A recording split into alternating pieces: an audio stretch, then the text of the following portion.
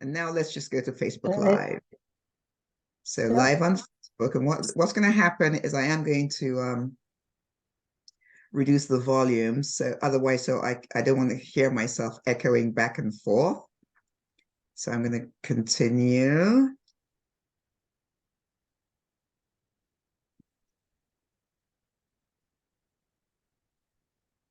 It takes a moment for everything to kind of get going. So Zoom meeting title on Facebook, Simple Jewish Woman. I'm going to do first steps in Judaism because the page is a simple Jewish woman. They're going to be able to hear me saying all of this. Okay, so it is in fact first steps in Judaism. Usually Zoom recordings you can edit out, by the way. I can for sure, but I may as well just put it in here so that people can see what a total mess I am with this. And it is interview with the amazing. Yes. So it's interview with Janine Bridgeford. And if you want me to put, do you want me to put your Hebrew name in the middle, or are you okay with Janine Bridgeford? I'm okay with Janine. Okay, perfect. Okay, and choose where to post your Zoom meeting. We are going to post it to a page, a simple Jewish woman, and we're going to go live. And it takes forever to get going, but that's the nature of these The meeting things. is being live streamed. Got it. Okay. Setting up your meeting for Facebook Live. See, I can't see the Zoom screen right now. I'm on Facebook, so redirecting to Facebook Live page. All right. I'll just wait for it to start, turn down the volume, and then we're good to go.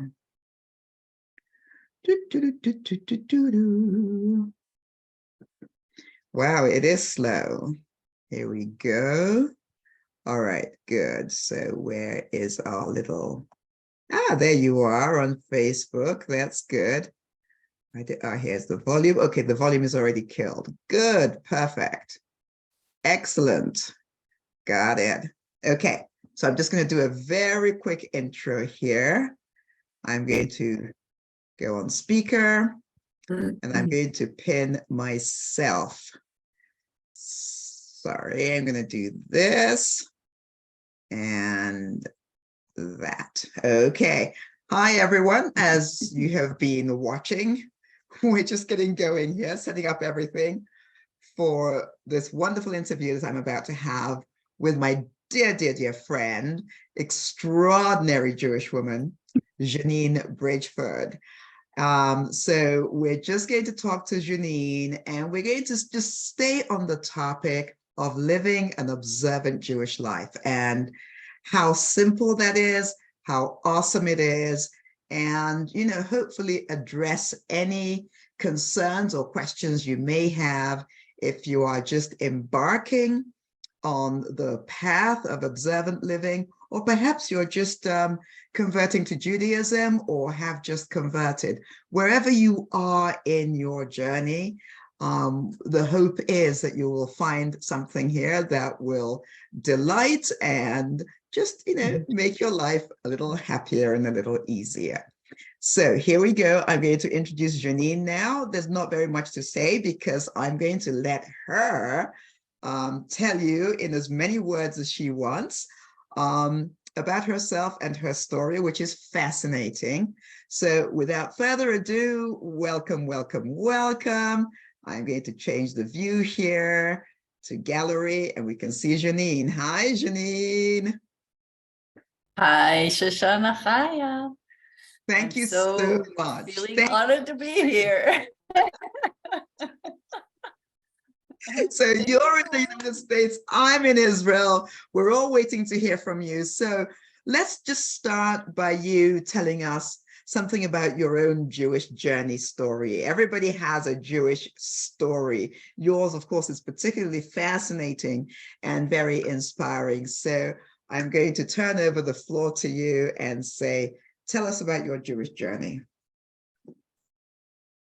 Well, when you're saying that it's particularly fascinating, I'm sort of almost curious is what part exactly of that are you referring to?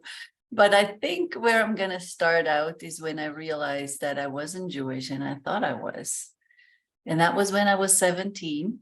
I was in Israel for the Wow. first time in my life. It was my dream to be there, to live there, to do Aliyah since I was in second grade. I don't think I knew what that meant at that time, but I had a very, as clear of an idea as I could have had, I guess, as a second grader. Where that came from, only Hashem knows. I really don't know. I mean, my parents raised us in a very, I would say, very strict, to the best of their knowledge, Torah, sort of from a knowledge perspective, home, not observant though, but very much in the values of Torah. So very much around being kind to each other, very much about learning Torah every day. And then talking about the lessons at home every day, like, what did that mean to you? Wow. And all of that thing. So that was very, very, on the one hand, strict, very much also kind of, I would say, together as a family, we were on this journey. But it was a very much a given direction. So when I was 17, I had the opportunity to go to Israel for a month on vacation for the first time. A friend of mine joined who wasn't Jewish, but her vacation plans kind of faltered. And so she decided to join me.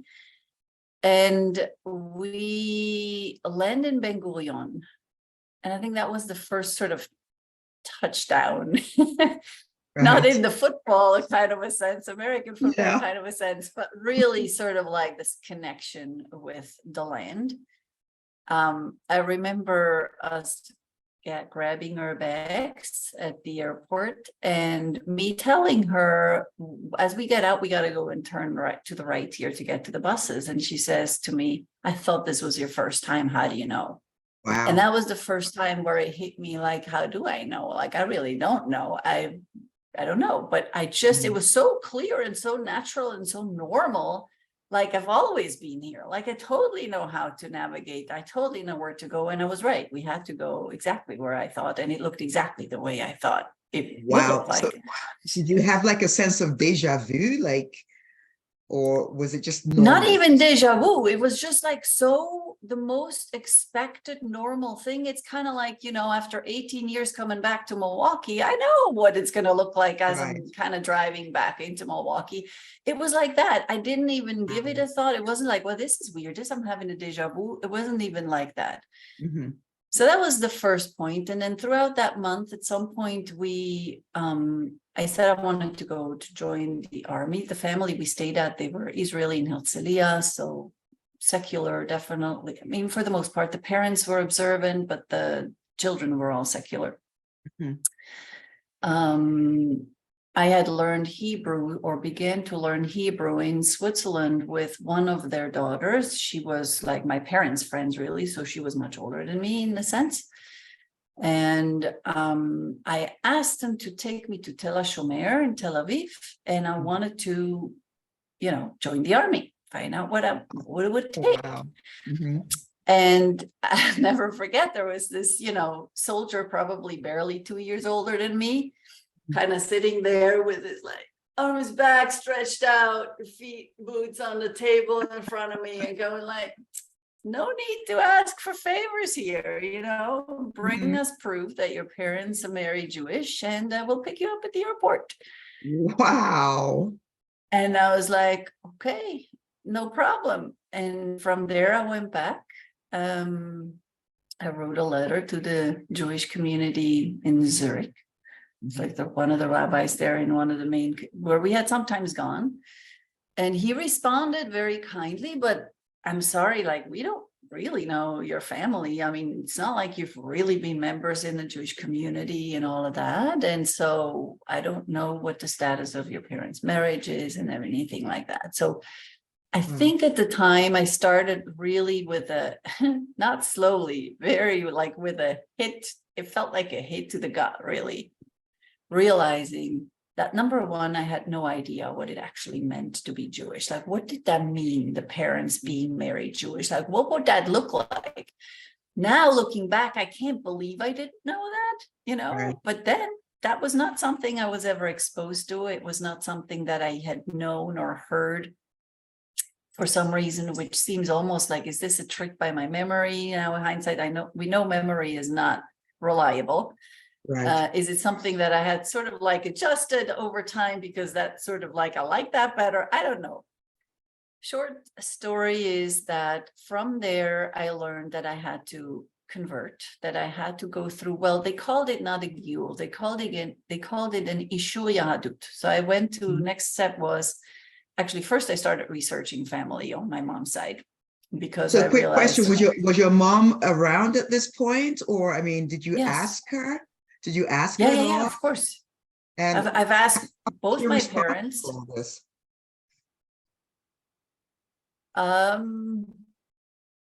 Honestly, I don't exactly know the responses. What I do remember taking away from that it was really clear that they did not marry Jewishly. I mean, there were pictures of them being in a church. Okay. So I was like, oh, so there was supposed to be something very, very different here. What I do know is my dad had found Jewish ancestors back in a long time, like 250 years ago, Switzerland, and records of them buying themselves into the church for economic purposes. But that was my dad's side, and actually his father's side. So I don't even think that they realized or knew at the time that it was all about the mother's side, always on the mother's side. So that then led to, okay, so let's go the mother side. And all we could go back to was my great-grandmother, my mom's side, my great-grandmother, my side, actually. So my mom's side, but her grandmother. Right. Who was an orphan from Germany in Switzerland. So it went as far back as to the orphanage and the name, and that was it.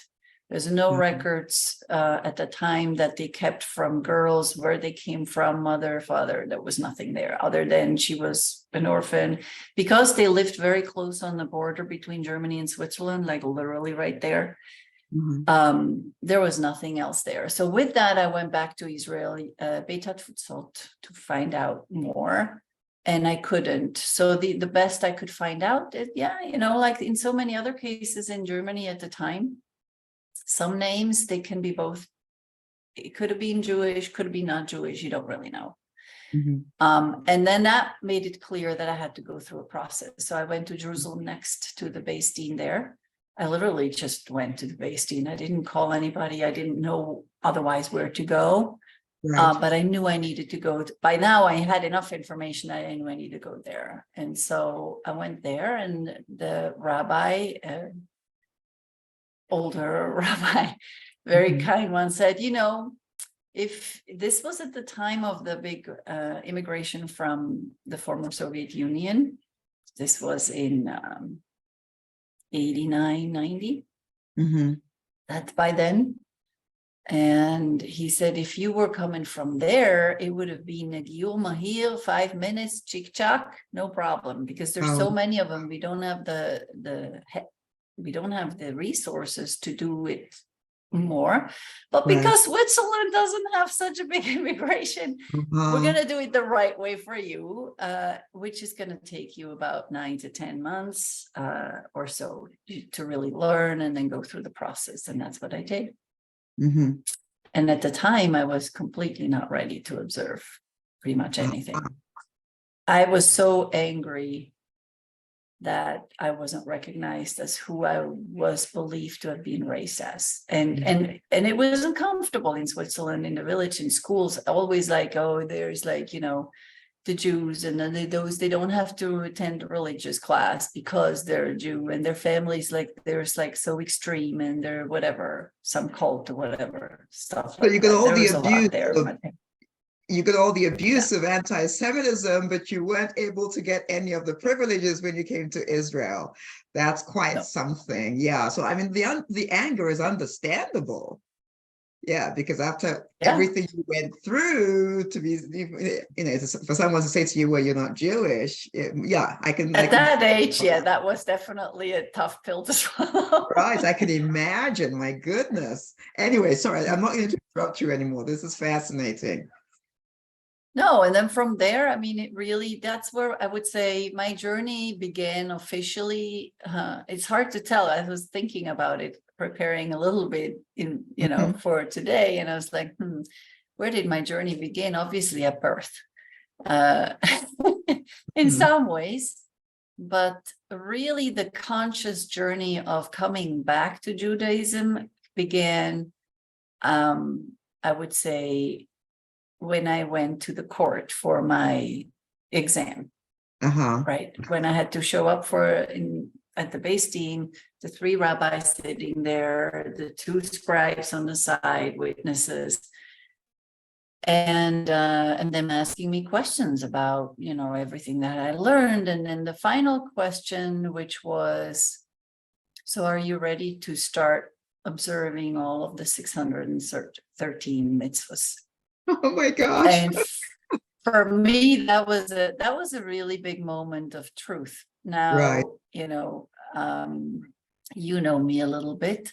Those who know me a little bit, they know that my sometimes tendency is, I always want to be truthful and honest, yes. Right. But I also have a tendency sometimes to want to be liked.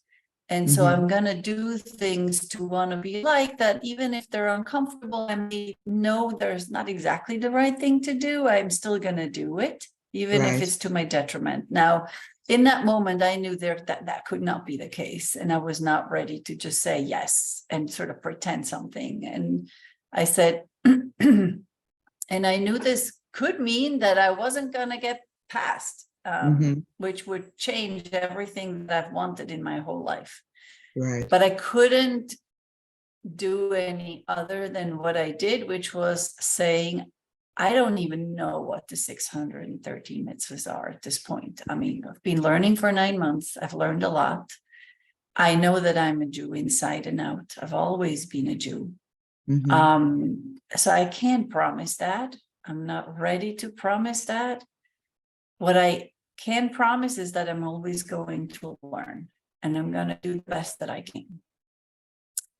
And I remember it seemed like an eternity of deliberations, quietly shushing back and forth between them. And before then, they responded that, in other words, that would be sufficient and that would be okay at this point.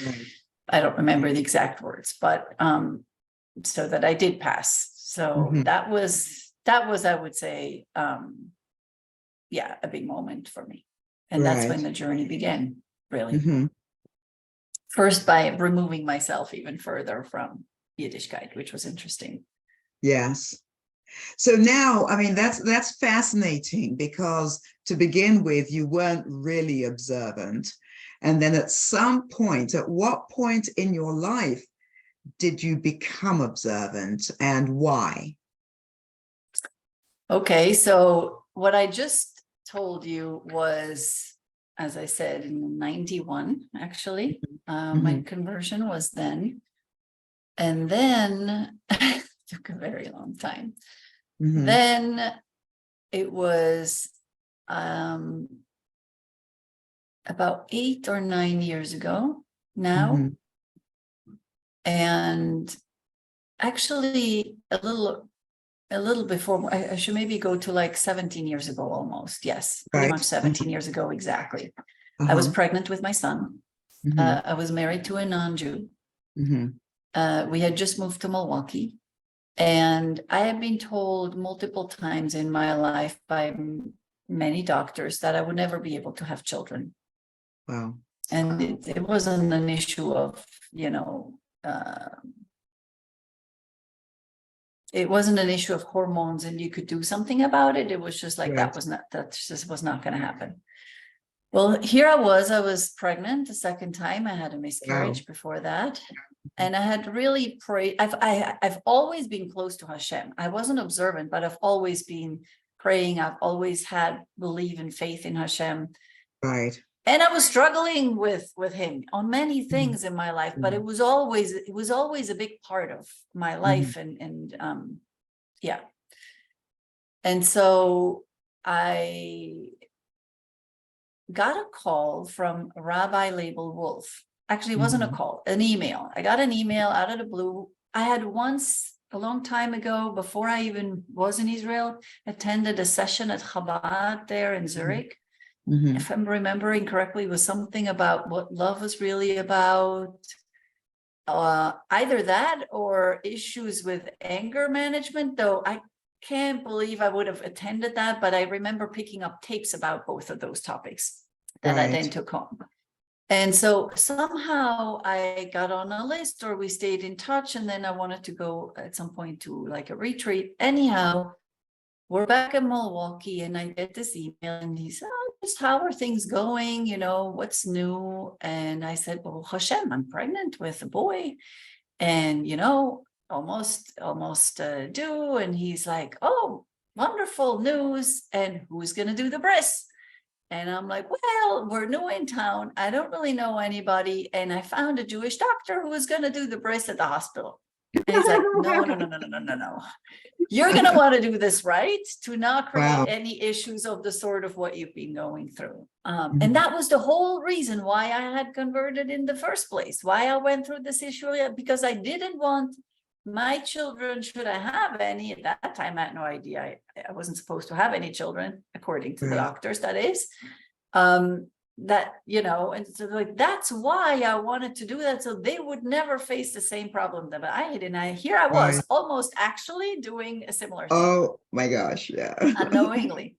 And so he gave me the number of Rabbi Israel and Mrs. Zora Shmatkin here in Chabad Shluchim from the Rebbe here in Wisconsin. And as they say, the rest is kind of history, but it still took time after that. So they then organized, you know, once Noah was born, they organized the bris, everything. So everything was kosher.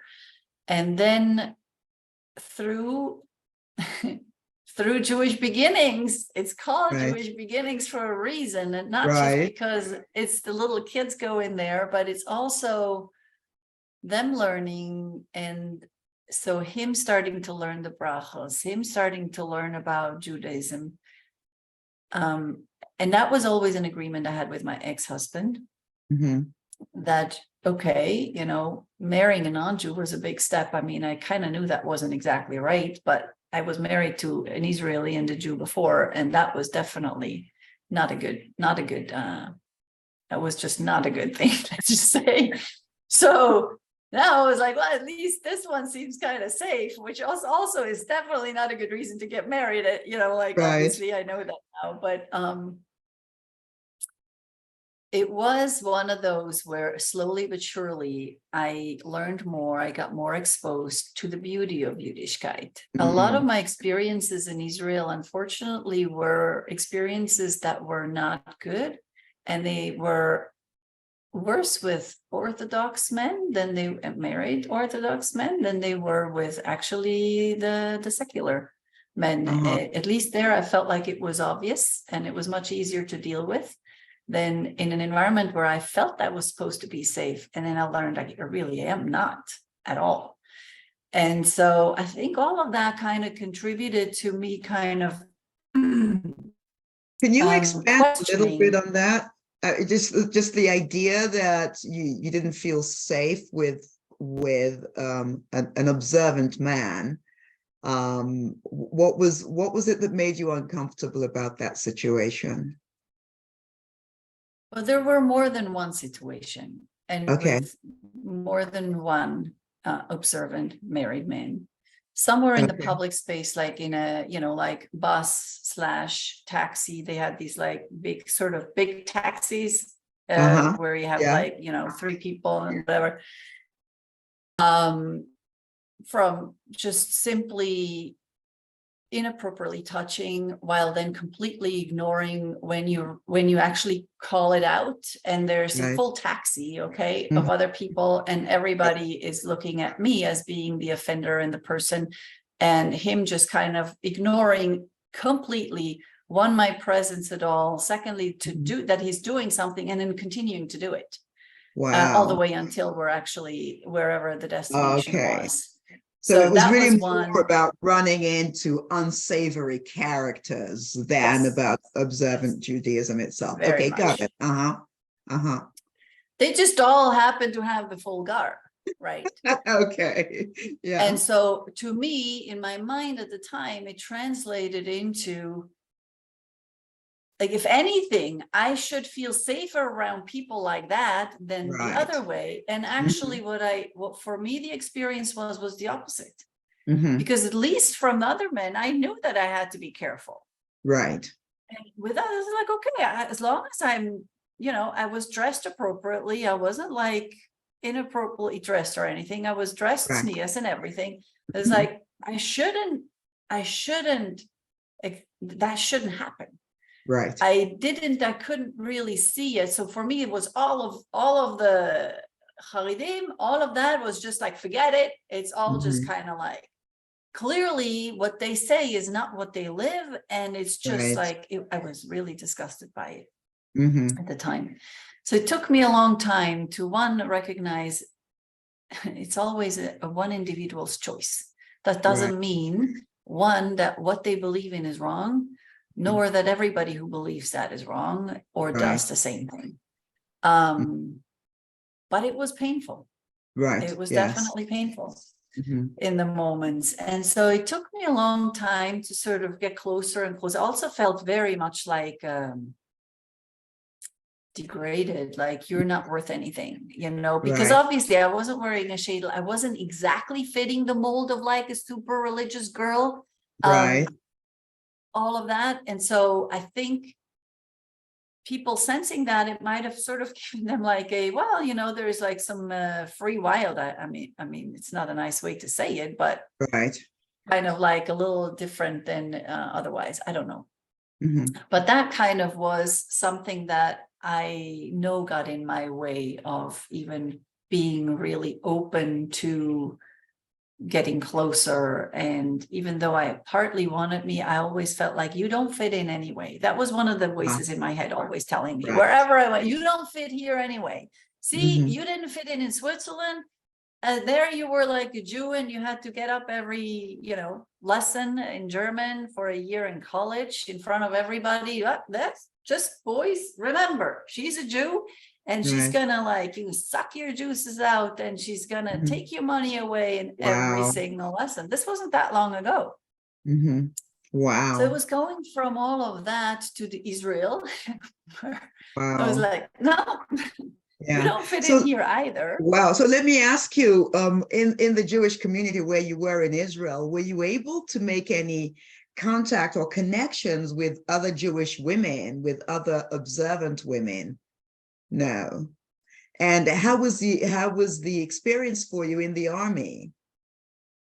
I didn't go to the army in the end. Oh, you didn't go to the army. Okay. So thank you for bringing me back there. No, because by the time I was through with the process, I was, at that point, I was like 21-ish. Right. Yeah. 21. And at that point, I felt like the whole point of the army was kind of to really get to know what made the country what it was. All of my friends were in the army. Everybody I knew was secular and they were in the army.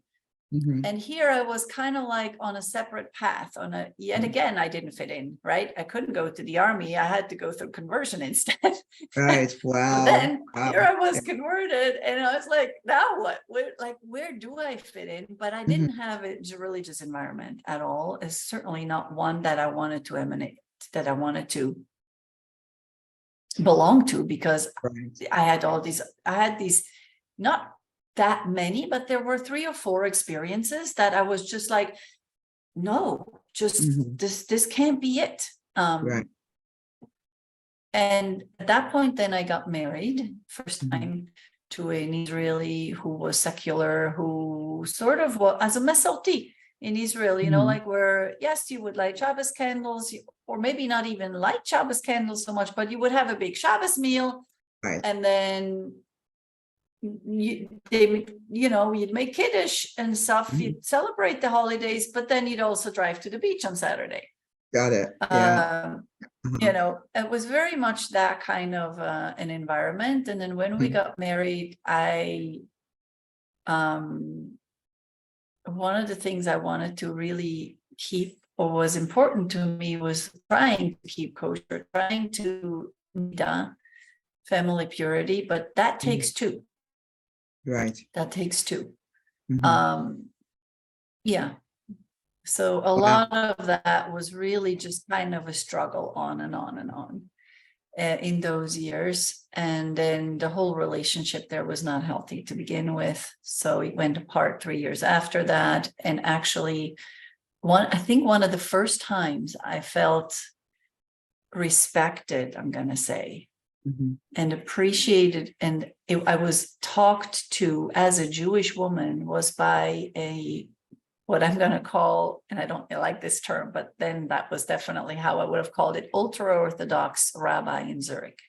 And this was when we kind of were like, okay, we're at the end of our ropes in the marriage. I was tired of pretending to be an observant Jewish woman, to wear a skirt when I would see the rabbi, but then when I could go to work, I would wear pantsuits.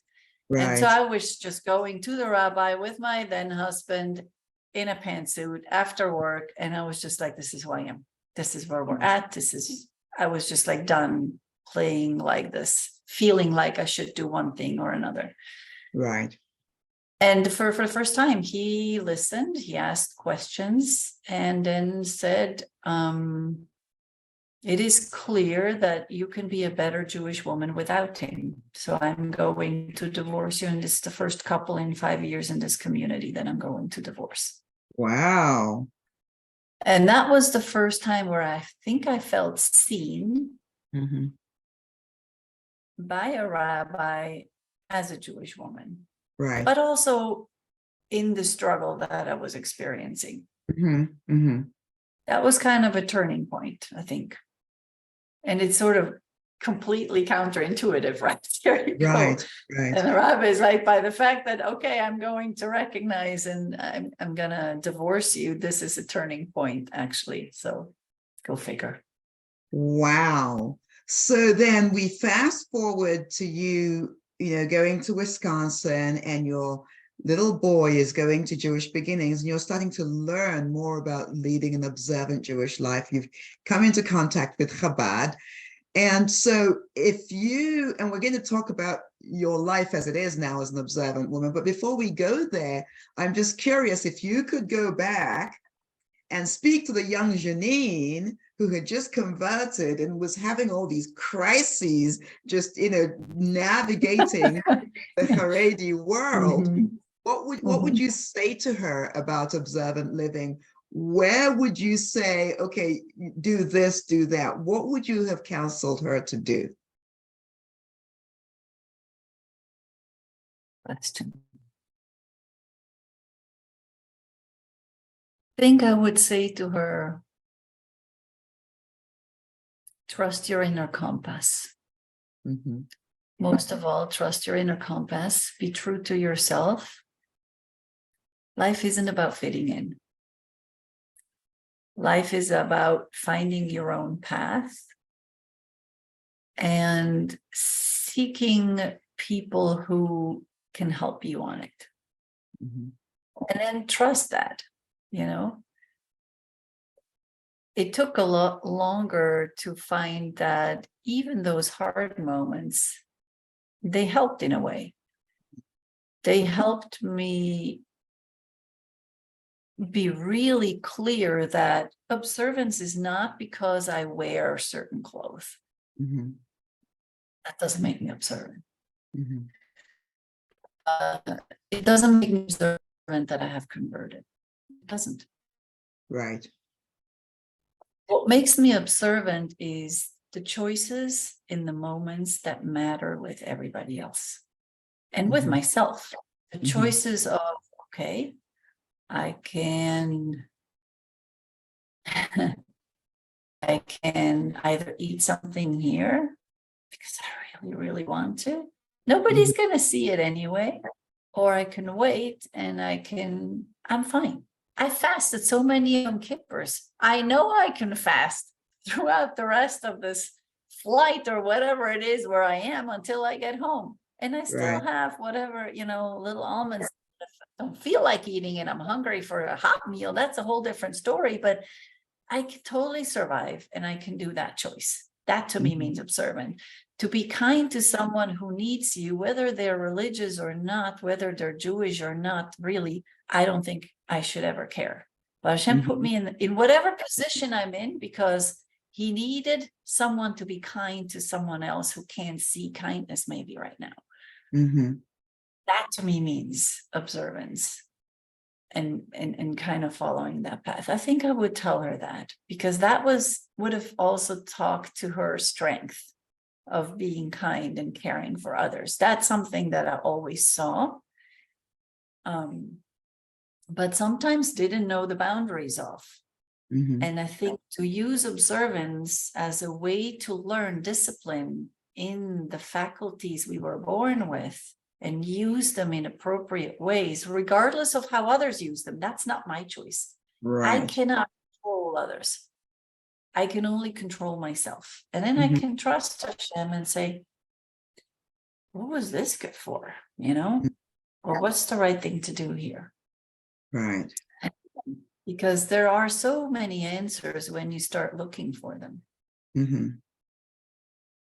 And so then in your mind, I mean, what you would say to the young Janine is really that it's about Hashem and living his way rather than, trying to emulate what you see outside of you. I mean, because you say that's a great way to put it. So the trust would obviously be in it's Hashem. Really, yes. And it's much more of an orientation. So I'm an extrovert as my personality. I'm very extroverted. Right. So as an extrovert and as a what I call a recovering people pleaser, I'm always out there looking else. Who is liking me? Who doesn't? Whatever. I used to. Not so much anymore, actually, at all. And it's really shifted over the last, I'm going to say 15, 20 years, much more towards this much more balanced approach. Where yes, I still enjoy company and being out there sometimes, but then it's much more of an inward orientation.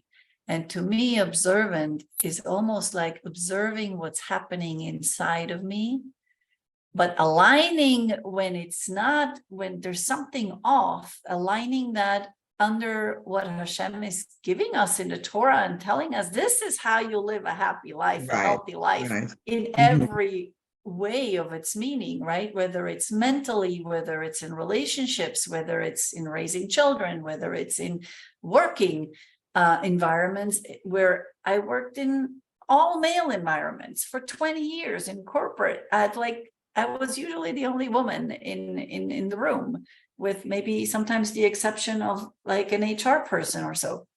But all of that, the Torah is giving us the blueprint. Right. But that also meant to being humble enough that I haven't figured it out. Right. I don't have all the answers yet. I need to learn. And it also meant to learn to do things before I understood them. I'm very much a heady person. So let me first understand this and then I'm going to decide, Right. It's like, no, that's not what observance is really about. It's about, Naseh v'nishma. That was a hard, that's another one of those things that I was like, oh yeah, right. Okay. Translate that for our viewers. Right. Practice that, sorry. Yeah. So now translate that for our viewers, because when you say these Hebrew phrases, because we're talking about receiving the Torah at Sinai, where we said, yes, we will do, and then we will hear. So just give us the Hebrew expression again, and then just explain what you told us. So Naseh v'nishma, first I'll do, and then I'll understand, then I'll listen, really. Right. We listen, when we say v'nishma, it really is a listening to seeking to understand, not just like, in the background. Right. And naseh first, meaning like I commit to do whatever it is that you want from me, whether I understand it or not. So for me, a lot of that was, kosher. Okay, some of this makes sense. I could sort of see it, dietary things in this world. Okay, fine. A lot of the things about family purity, I could see kind of makes sense. There's beauty in there. But then there were a lot of things I'm like, I mean, who cares? If I have almonds that are like kosher or not kosher, it's still almonds, it's still the produce. Like, who cares if that knife was toiveled in the mikvah first? I'm not eating a different kind of food. So if I technically eat vegan, I could eat anywhere. No, you can't. Right. There's something else there. And that's where I don't understand it. We don't really understand it, but we said we will do it, even if we don't understand it. But that doesn't mean we stop there and we blindly follow like sheep. Yesterday, actually, our rabbi just gave a speech about the ox, the donkey, the bigot, and the sheep, like the clothing and the sheep. I'm not going to go in there, but the sheep comes back right now, which is kind of like this blindly following whatever somebody says, you do it that way. And so sometimes in observance, you could be like, I'm just doing everything. And then I'm like, then I'm fine. We still need to struggle with it. We still need to learn it. We still need to seek to understand why. Why is Hashem asking us? What does that mean? I know I need that for me in order for it to make sense and for it to integrate it. Because if I don't struggle with me, actually, I'm going to use a metaphor here. When I buy something materialistic, let's say a piece of furniture, right? Or even a piece of clothing, one of the things that makes me feel it makes it mine is when I take care of it, when I wash it. When I clean it, when I wipe it down, when I put it together, and then I take care of it, I maintain it in that status. That to me makes it mine. If I would have somebody else do that, it would just be an object. And I feel the same way with the mitzvahs, or with this whole notion of like, we're learning, we need to learn to make it our own, not in our own interpretation, but to really integrate it, like, okay. Right. And there's some that I can't, like for me, kosher every single day, almost every day, not so much every day anymore, but almost every day is a struggle. It's a struggle because some of the favorite things that I grew up with and that I've absolutely loved are not available in kosher. They're just not. And it's not bacon, but it doesn't matter. It's like, it's like Swiss cheeses, please give me some Swiss cheese. Right. Well, this reminds me a little bit of the addiction, the whole recovery from addiction, because, in order to really recover from addiction you have to live, sober. So drinking alcohol is completely out of the question. And with some people, it happens that it just aligns with their nature and the desire to drink is gone. But with some other people, it's what they call white knuckling, that they really have to struggle with it on a day-to-day basis. But the decision has been made, the line has been drawn, I don't drink, period. And I do whatever it takes. And it sounds to me like, knowing where the direction is coming from, like, you've accepted you don't have a choice in the matter. You're going to have to do it. And if it's a struggle, it's a struggle, It is, and you're right. And I mean, and I'm definitely not a tzaddik. Okay. So, okay. When I have just been on vacation with my son in Switzerland, yes, there are some things there that I ate that were definitely not kosher. But it wasn't anymore. So once upon a time, not that long ago, it would have been because I really wanted to.